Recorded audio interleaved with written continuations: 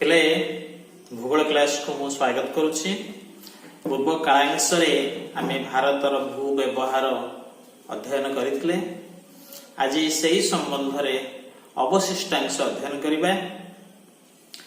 पिले तुमे तो अवगत अछो जे भारतर मोट भूमिर परिमाण 32.87 लाख वर्ग किलोमीटर। भारतर अवस्थिति और अनुकूल मौसुमी जलवायुर प्रभाव जोगु यार भूसंबल अत्यंत उपयोगी। व्यवहार दृष्टि आमे यहाको केते गुड़िए भागरे विभक्त करी आलोचना करिबा। एक रे अरण्य भूमि। पिले तुमे तो जानिछ जे अरण्य जलवायुर एक मुख्य भाग। भारत रे 22.5 भाग अरण्य रही।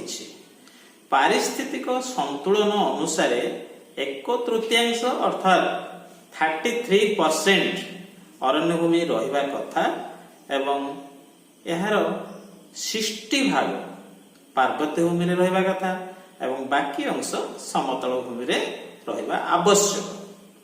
मात्र भारतर याठारो यथेष्ट कम परिमाण रे अछि। एथिपाई भारत सरकार एवं आमी समस्ते यत्नवान हेबा उचित। भारतर द्रुत जनसंख्या वृद्धि पाई अरण्य भूमिर ह्रास हेउछि। फଳରେ जलवायुर परिवर्तन देखा देउछि। वृष्टिपात रे अनियमितता देखा देउछि। तापमात्रा वृद्धि हेउछि। बारंबार वातावरण सृष्टि हेउछि। ए सब अरण्य भूमिर ह्रास जोगु ही हेउछि। एठारे सूचाई देबाकू चाहे जे भारतर लोक संख्या पृथ्वीर लोक संख्यार 16% अर्थात 16 भाग मात्र भूसंबल पृथ्वी तुलन मात्र 2.4 भाग। एथुरु तुमे सहजे अनुमान करिपारथुबो जे भारतर भूसंबल हाराहारी ठार पृथ्वीर हाराहारी ठार यथेष्ट कम अछि। वर्तमान देखिबा अरण्यर विस्तार। भारत रे केउ अंचल रे अरण्य केते भाग रहिछि। क्षेत्रफल आउ अनुपात आमे स्थिर नबा।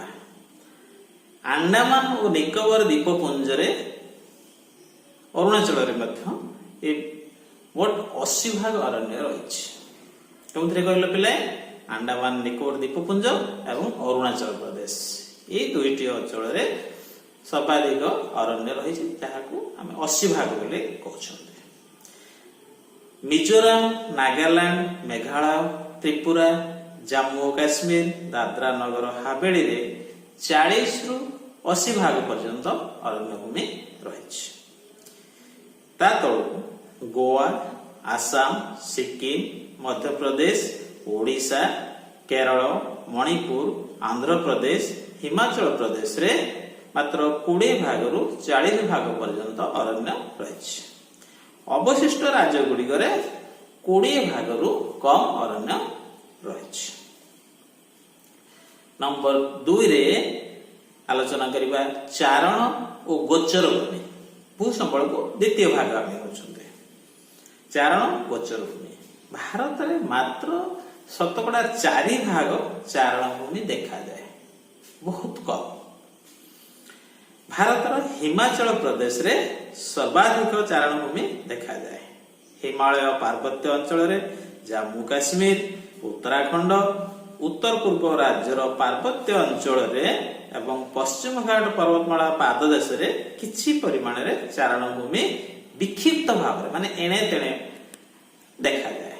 तेणु मोट उपरे कहबा गले चारण एवं गोचर भूमि भारत रे यथेष्ट कम रही।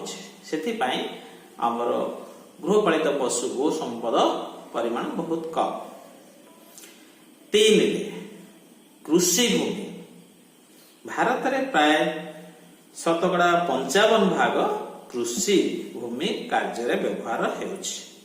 2011-12 तथ्य अनुसार यार परिमाण प्राय 87.56 नियुत हेक्टर। भारत कृषि भूमि मुख्यतः नदी गुड़िकर उभय पार्श्व समतल भूमि, त्रिकोण भूमि और उपकूलवर्ती समतल भूमि रे देखा जाए। 4 रे कृषि अलभ्य भूमि, जहाँ कृषि पाई व्यवहार हुए नहीं, यही भूमि रे अण कृषि संबंधी भू व्यवहार देखा जाए। मुख्यतः जनबसति, गमनागमन पथ, केनाल, खणी, खादान, पहाड़, मरुभूमि, जलभूमि, नदी गंड इत्यादि यार अंतर्गत। 5 रे अनाबादी भूमि। अनाबादी भूमि 2 प्रकार, 1 रे चलित अनाबादी, 2 रे अन्यान्य अनाबादी। चलित अनाबादी कहले आमे बुझू जे 1 वर्ष मध्य कृषि कार्य होई नथिबा भूमि, कोटी वर्ष मध्य जो जमी रे कृषि कार्य हेई नाही ताहाको आमे कहबा चलित अनाबादी। 1 वर्ष रु 5 वर्ष मध्य, 1 वर्ष रु ऊर्ध्व 5 वर्ष रु कम या मध्य जे भूमि रे कृषि कार्य होई न थाए ताहाको कहा जाए अन्यान्य अनाबादी भूमि। भारतर तमिलनाडु, बिहार, आंध्र प्रदेश, नागालैंड, मणिपुर, मेघालय, राजस्थान, कर्नाटक आदि राज्य रे ए प्रकार अनाबादी भूमि देखा जाए। एबे भूमिर व्यवहार रे विशेष परिवर्तन जोगु भूक्षय समस्या वृद्धि पाउछि। अधुना एही क्षयित भूमि बा डिग्रेडेड लैंड रो परिमाण प्राय 130 नियुत हेक्टर। एथिरु प्राय 28% भाग अरण्य भूमि, 56% भाग जल द्वारा क्षयित भूमि और मनुष्य द्वारा क्षयित भूमि।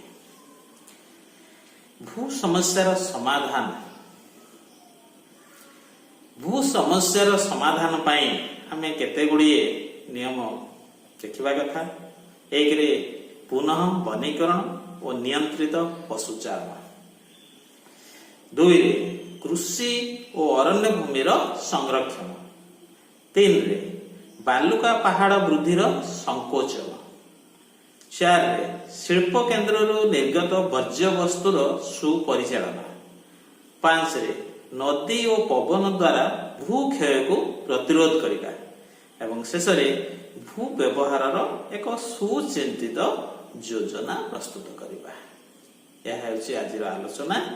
या परे मु तुमको केते गुडी प्रश्न देबी, से गुडी को तुमे निज खाता रे लिखिबो एवं मते फोटो पठेइबो। धन्यवाद।